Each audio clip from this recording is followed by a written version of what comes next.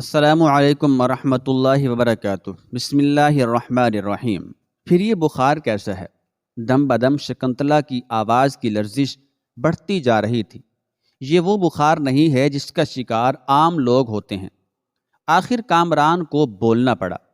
میرا دل جل رہا ہے، اس آگ کی تپش ہے جسے تمہارے ہاتھ محسوس کر رہے ہیں۔ تم کیا کہہ رہے ہو ٹھاکر؟ شکنتلا کی وحشت میں کچھ اور اضافہ ہو گیا تھا۔ مجھے بتاؤ، ایشور کے لیے مجھے بتاؤ۔ تم اس وقت چلی جاؤ دیوداس۔ کرشن راؤ پجاری رام سوروپ کے کمرے میں موجود ہے۔ ممکن ہے کہ وہ ادھر چلا آئے اور پھر تمہیں میرے اتنے قریب دیکھ کر تمہاری طرف سے مشکوک ہو جائے۔ شجاع الدین کامران اچانک خوف زدہ نظر آنے لگا تھا۔ میں نہیں چاہتا کہ تم میری وجہ سے پنڈتوں اور ٹھاکروں کے غضب کا نشانہ بن جاؤ۔ اب مجھے کسی کی کوئی پرواہ نہیں ہے۔ شکنتلا ایک بدلی ہوئی عورت نظر آ رہی تھی۔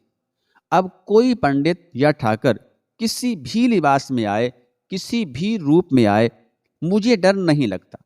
میں سب کو پہچانتی ہوں، میں سب کو جانتی ہوں۔ ہاں، جب تک تم نہیں آئے تھے تو اپنے سائے سے بھی ڈرتی تھی۔ اب میں ہر فکر سے بے نیاز اور ہر دہشت سے دور ہوں۔ مورتی کی پرچھائیاں بھی مجھے ڈرا نہیں سکتی۔ میں سمجھتا ہوں شکنتلا، خوب سمجھتا ہوں، اچھی طرح سمجھتا ہوں، مگر اس وقت تمہارا چلا جانا ہی بہتر ہے۔ کامران نے ایک ایک لفظ پر زور دیتے ہوئے کہا۔ تم رات کے پچھلے پہر میرے پاس آنا، جب یہ بھیڑیے سو جائیں اور ان کا بنایا ہوا قانون اونگھنے لگے۔ مگر تمہاری یہ حالت۔ شکنتلا شدید الجھن کا شکار نظر آ رہی تھی۔ یہ جذبات کی عاجزی گھٹن ہے۔ کامران نے دیوداسی کو سمجھانا چاہا۔ ایک غیر متوقع حادثے نے مجھے بہت صدمہ پہنچایا ہے، مگر یہ طوفان عارضی ہے۔ جلد ہی اس کی تند و تیز لہریں دم توڑ دیں گی، پھر میں تمہیں سب کچھ بتا دوں گا۔ شکنتلا کھڑی ہو گئی، کچھ دیر تک سوچتی رہی اور پھر تیز قدموں سے باہر چلے گئے۔ کامران مطمئن ہو گیا، مگر اس وقت چونک اٹھا جب شکنتلا دوبارہ کمرے میں داخل ہوئی۔ اسے پی لو۔ قریب پہنچ کر شکنتلا نے کسی مشروب سے بھرا ہوا پیالہ کامران کی طرف بڑھایا۔ یہ عرق گلاب ہے، اسے پینے کے بعد تمہارا ذہن پرسکون ہو جائے گا اور جذباتی گھٹن سے نجات مل جائے گی۔ کامران نے جبر کر کے عرق گلاب سے بھرا ہوا پیالہ منہ سے لگا لیا اور ہاتھ کے اشارے سے شکنتلا کو چلے جانے کے لیے کہا۔ دیوداسی چلی گئی، مگر اس طرح کہ بار بار مڑ کر کامران کی طرف دیکھتی رہی۔ اس کی آنکھوں میں خوف اور دہشت کی گھری پرچھائیاں لرز رہی تھی۔ پھر جب شام کو دیوداسی کھانا لے کر آئی تو شجاع الدین کامران کی طبیعت کسی حد تک سنبھل چکی تھی۔ اس نے مشتعل جذبات پر قابو پا لیا تھا، مگر امرپالی کے خوف سے ابھی تک نجات نہیں مل سکی تھی۔ رائے زادہ، مجھے بتاؤ کہ تمہاری حالت اچانک کیوں بگڑ گئی تھی؟ کھانے کے دوران شکنتلا نے پوچھا۔ ابھی مجھے پوری طرح سنبھل جانے دو، شجاع الدین کامران نے سر جھکائے ہوئے جواب دیا۔ ابھی تک میں یہ طے نہیں کر پایا ہوں کہ وہ بات مجھے تم سے کہنی چاہیے یا نہیں۔ کیا ابھی تک میں بیگانگی کی منزل میں ہوں؟ شکنتلا نے کربناک لہجے میں کہا۔ کیا ابھی تک میں اس قابل نہیں ہوئی، میں اس لائق نہیں ہوئی کہ تمہاری رازدار بن سکوں؟ یہ کہتے کہتے شکنتلا کا سرخ و سفید چہرہ دھواں ہو گیا تھا۔ نہیں، یہ بات نہیں دیوداسی، تم میری مکمل رازدار ہو، مگر میں تمہیں اپنی ذات کے حوالے سے زیادہ پریشان کرنا نہیں چاہتا۔ کامران کی آواز سے افسردگی جھلک رہی تھی۔ پھر وہ بات مجھ سے کہہ کیوں نہیں دیتے جس نے تمہاری دل و دماغ کو تہو بالا کر کے رکھ دیا ہے؟ شکنتلا کے لہجے میں شدید جھنجھلاہٹ تھی۔ تم میری پریشانیوں کا ذکر بار بار کیوں کرتے ہو؟ کیا تمہیں معلوم نہیں کہ میں موت و زیست کے تصور سے بھی بے نیاز ہو چکی ہوں؟ میری زندگی موت ہے اور موت زندگی، پھر کس پریشانی کی بات کرتے ہو؟ یہ پریشانی کچھ اور ہے۔ کامران نے شکنتلا کے مطالبے کو مسترد کرتے ہوئے کہا۔ مجھے سوچنے دو، جب میں مکمل طور پر مطمئن ہو جاؤں گا تو اپنی زندگی کا سب سے خوفناک راز بھی تم سے کہہ ڈالوں گا، تمہیں یہ اطمینان کس وقت حاصل ہوگا؟ جب میں دنیا سے گزر جاؤں گی۔ شکنتلا بہت زیادہ جذباتی نظر آنے لگی تھی۔ صبر کرو شکنتلا، ٹھہرو شکنتلا، کامران نے دیوداسی کو سمجھاتے ہوئے کہا۔ تمہاری یہ بدحواسیاں مجھ سے میرے باقی ہوش و حواس بھی چھین لیں گی۔ شکنتلا انتہائی جبر کے عالم میں واپس چلی گئی۔ کامران کمرے میں ٹہلنے لگا۔ وقت نے اس کے ساتھ عجیب و غریب مذاق کیے تھے اور یہ سلسلہ ابھی تک جاری تھا۔ پہلے اس نے شکنتلا کی تنبیہ کو کوئی اہمیت نہیں دی تھی، مگر اب اس سے اندازہ ہو گیا تھا کہ حالات کی زنجیروں نے جسم کے ساتھ ساتھ اس کے دل و دماغ کو بھی جکڑ لیا ہے۔ امر پالی کا اٹھایا ہوا فتنہ ایک ناقابل فہم فتنہ تھا۔ وہ اس فتنے کو کس طرح دبائے گا؟ اگر امر پالی کی بات مان لیتا ہے تو ساری عمر اپنے ضمیر سے بھی شرمندہ رہے گا اور زندگی کی ایک ایک سانس خوف اور دہشت کی حالت میں بسر ہوگی۔ وہ ایک مفرور مجرم کی طرح بھاگتا ہی رہے گا۔ پھر یاسمین خانم کا کیا ہوگا؟ قاضی عماد الدین اور قائم خان راجپوت کی سازشوں کا جواب کون دے گا؟ رائے نعیم الدین ذیشان کی نسل پر لگائے گئے داغوں کو کون دھوئے گا؟ اور اگر وہ امر پالی کے شیطانی منصوبے سے بغاوت کرتا ہے تو پھر سردار نرسنگا کے یہاں اس کی کیا حیثیت ہوگی؟ وہ ایک شوہر کے انداز میں سوچتے ہوئے صرف اپنی بیوی کی حمایت کرے گا۔ پھر کامران کی نظروں کے سامنے کئی سوالیہ نشانات ابھر آئے۔ ہر سوال کا ایک ہی جواب تھا، لرزہ خیز اور دردناک موت، موت اور صرف موت۔ کامران نصف شب تک کمرے میں ٹہلتا رہا۔ پھر انتظار اور بے چینی اور بے قراری کا یہ طوفان ٹھہر گیا۔ بالآخر اس نے ایک فیصلہ کر لیا اور بستر پر دراز ہو گیا۔ اب وہ پرسکون نظر آ رہا تھا۔ یکا یک کامران کے ہونٹوں پر ایک افسردہ سی مسکراہٹ ابھر آئی۔ وہ غائبانہ طور پر سعدیہ خانم سے مخاطب تھا۔ مام اپنی محبت سے مجبور تھیں، صرف میری زندگی کی خاطر مجھے سر جھکا کر جینے پر مجبور کر رہی تھی۔ یہ بھی آپ کی شفقت کا ایک انداز تھا، مگر میں نہیں چاہتا تھا کہ آپ ایک نکمے ناکارہ اور مجرم بیٹے کی ماں کہلائیں۔ اس لیے اپنے کردار کو نافرمانی کے داغ سے سیاہ کر کے کرشن راؤ کے پاس چلا آیا۔ وہ کرشن راؤ جس نے آپ کی بہت دل آزاری کی ہے۔ اس قصاب سے میری مصالحت ہو ہی نہیں سکتی۔ میں اس سے ایک ایک جرم کا حساب لیتا، مگر وقت نے میرے ہاتھ کاٹ دیے۔ ماں مجھے معاف کر دینا کہ آپ بڑی معاف کرنے والی ہیں۔ میں نے اپنی اصلاح کی بہت کوشش کی، مگر واقعتاً آپ کا بیٹا بہت ناکارہ تھا۔ پھر وہ تصورات کی دنیا میں اپنے باپ رائے نعیم الدین ذیشان سے مخاطب ہوا۔ بابا، میں نے آپ کے خون میں نہائے ہوئے جسم کو فراموش نہیں کیا ہے۔ میری زندگی کا کوئی لمحہ ایسا نہیں گزرا کہ خون کے دریا نے میرا تعاقب نہ کیا ہو۔ وہ خون میرا اپنا خون ہے۔ اگرچہ آپ کا قاتل سلطان معز الدین بہرام شاہ میری دسترس سے بہت دور تھا، لیکن میں نے اسے بھی معاف نہیں کیا، یہاں تک کہ وہ زمین کے نیچے چلا گیا۔ اگر وہ زندہ ہوتا اور میں کسی طرح اس تک پہنچ سکتا تو سرے دربار اس کا گریبان پکڑ کر آپ کے خون کا حساب طلب کرتا، لیکن آج وہ میری پہنچ سے بہت دور ہے۔ بابا، مجھے معاف کر دینا کہ میں خاندان کی اس عظمت کو برقرار نہ رکھ سکا جسے آپ نے اپنے لہو سے سرخرو کیا تھا۔ یہ کہتے کہتے شجاع الدین کامران کی آنکھوں میں آنسو آ گئے اور وہ بہت دیر تک روتا رہا۔ پھر اس کی نظروں کے سامنے یاسمین خانم کا دلکش اور معصوم چہرہ ابھر آیا۔ کامران کے دل کی دھڑکنیں تیز ہو گئیں۔ یاسمین، تم نہیں جانتی کہ میں نے تم تک پہنچنے کے لیے کیسے کیسے خارزاروں میں قدم رکھ دیے ہیں، پھر بھی تم سے دور ہوں، اور شاید یہ جدائی میرا مقدر بن گئی ہے۔ اگر وقت مجھے مہلت دیتا تو شاید میں تمہارے گرد کھینچے ہوئے آمریت کے حصار کو توڑ دیتا، لیکن اب میرے اختیار میں کچھ نہیں۔ میں تمہارے بچپن کے خوابوں کو جوانی کی تعبیر نہیں دے سکا۔ دنیا والے مجھے کبھی معاف نہیں کریں گے۔ وہ ایک ہی بات کہیں گے کہ میں ایک شکست خوردہ انسان تھا جو اپنی ناکامیوں کا جنازہ اٹھائے ہوئے دنیا سے گزر گیا، مگر تم میری مجبوریوں کو میری شخصیت کا حوالہ نہ سمجھ لینا۔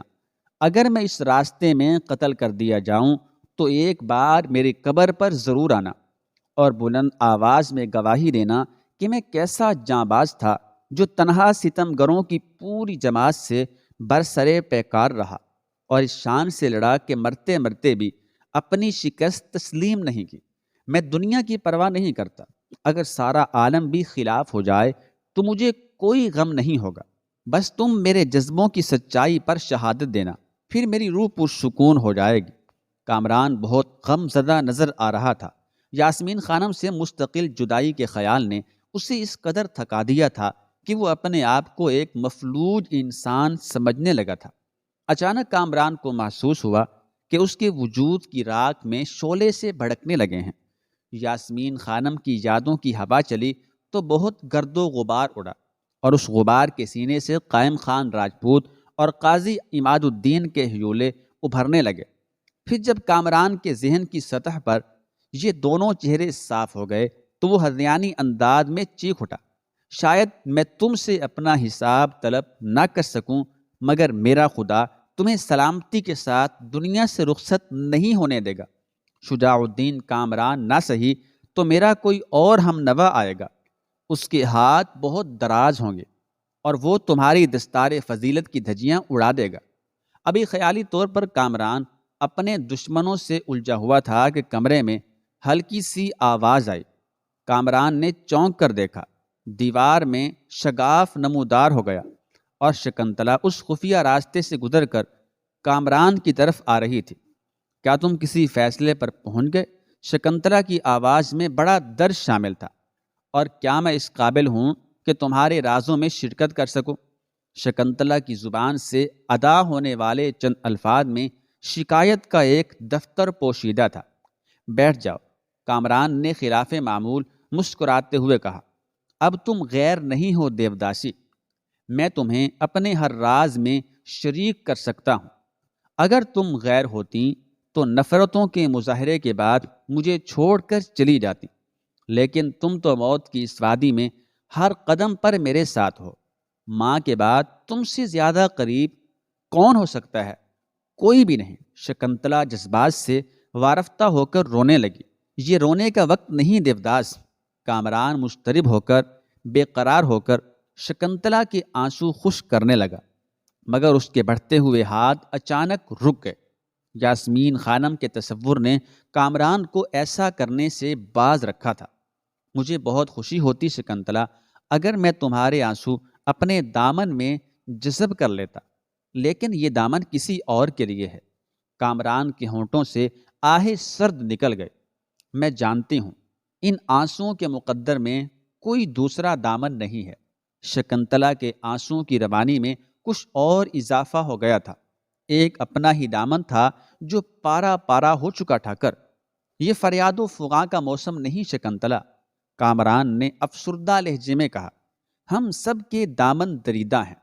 میری طرف دیکھو کہ یہ میری زندگی کی آخری رات ہے اور میں ایک امانت تمہارے سپرد کرنا چاہتا ہوں۔ اگر کبھی جبر و تشدد کے زنداں سے باہر نکل سکو تو یہ امانت ان لوگوں تک پہنچا دینا جو میری زندگی کی دعائیں کر رہے ہوں گے۔ شکنتلا کا چہرہ فک ہو گیا۔ تم کیسی بدشگونی کی باتیں کر رہے ہو ٹھاکر؟ مجھے لفظوں کے پیچ و خم میں نہ الجھاؤ دیوداسی، کامران نے ناخوشگوار لہجے میں کہا۔ میں شگون اور توہمات کی حدوں سے گزر کر حقائق کے شعلہ زار میں کھڑا جل رہا ہوں، بس چند گھنٹوں کا مہمان ہوں۔ کل صبح نکلنے والا سورج دنیا کو روشن کرے گا اور میں بجھا دیا جاؤں گا۔ آخر تم اپنی زندگی سے اس قدر مایوس کیوں ہو؟ شکنتلا بدحواس نظر آ رہی تھی۔ کیا کرشن راؤ نے کچھ کہا؟ پہلے تم اس امانت کے بارے میں اچھی طرح سمجھ لو جسے میں تمہیں سونپنا چاہتا ہوں، جسے میں تمہارے سپرد کرنا چاہتا ہوں۔ کامران نے شکنتلا کے اس سوال کا جواب دیے بغیر کہا۔ شکنتلا لرزتے جسم کے ساتھ ہمہ تن گوش ہو گئی۔ کامران اسے اپنی زندگی کے تمام حادثات کی تفصیل سنا چکا تھا۔ بس ایک یاسمین خانم کا ذکر باقی تھا، سو وہ بھی زبان پر آ گیا۔ یہ میرے بچپن کی محبت ہے شکنتلا، جسے میں کبھی فراموش نہیں کر سکتا۔ کیا وہ بھی تمہیں اس قدر چاہتی ہے؟ شکنتلا نے اس طرح پوچھا جیسے اس کا دل ڈوبا جا رہا ہو۔ مجھ سے بھی زیادہ، کامران نے پرجوش لہجے میں کہا۔ اس کی محبت میں سمندروں جیسی گہرائی ہے، وہ میری طرح چیختی نہیں۔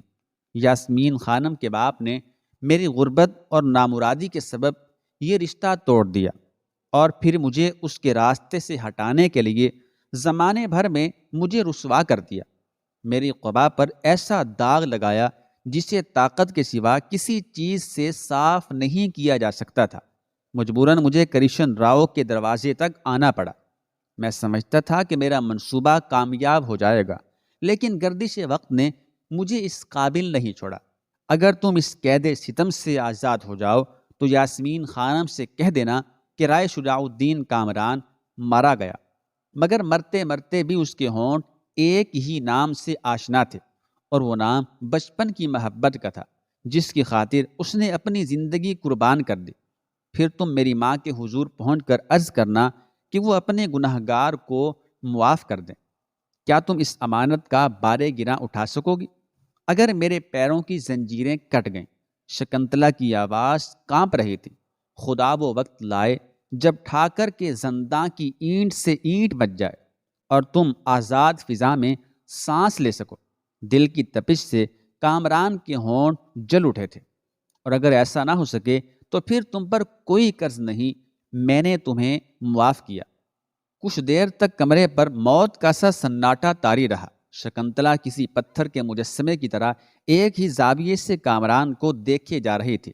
بالآخر کامران نے اسے امر پالی کی شیطانی حرکت کے بارے میں سب کچھ بتا دیا۔